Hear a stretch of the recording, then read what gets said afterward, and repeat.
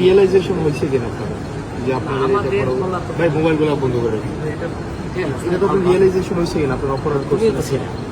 আমরা তো ছিলাম বলতে স্যার, আমরা তো আপনারা অপরাধ করছেন যে ছাত্রলীগ নির্যাতন নিপীড়ন করছে, আপনারা এগুলার ইন্ধন দিচ্ছেন, এগুলা নিয়ে স্যার আপনার অনুতপ্ত কিনা স্যার? তোমার এই কথাগুলো কেমন না আসলে? না কেমন না স্যার, আপনি তুমিও তো আমাদের মধ্যে না, আমি আপনাদের মধ্যে ছিলাম না, আমি আপনাদের বিরোধিতা করছি স্যার। না, আমি আপনার বিরোধিতা করছি। আপনি আমার জঙ্গি ট্যাগ দিয়েছিলেন ওই ইয়াতে রেস্টা বিল্ডিং এ, আপনি বলছিলেন আমি জঙ্গি। তুমি জঙ্গি? আপনি আমি এটা বলছিলেন স্যার। এবং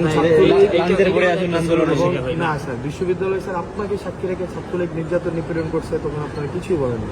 এবং স্যার রিয়েলাইজেশন হলে তো ফাইন, আপনারা আমাদের সমাজের বিবেক, রিয়েলাইজেশন এটা হয় কিনা যে স্যার এটা অত্যাচার, কোনো অন্যায় হইলে সেটা আপনাদের এই রিয়েলাইজেশন হয় কিনা স্যার? আমাদের বলা তো ওইটা তো বলো, প্রত্যেকটা মানুষের ব্যক্তিগতভাবে মনে করি যে কোনো অন্যায় হইলে সেটা স্যার আপনার সময় অন্যায় হয় না বিশ্ববিদ্যালয় স্যার, গেস্টরুম গণরুম অন্যায় হয় না? গেস্টরুম গণরুমটা ধারাবাহিকভাবে প্রক্রিয়া চলে আসে। এটা আপনার সময় ছিল?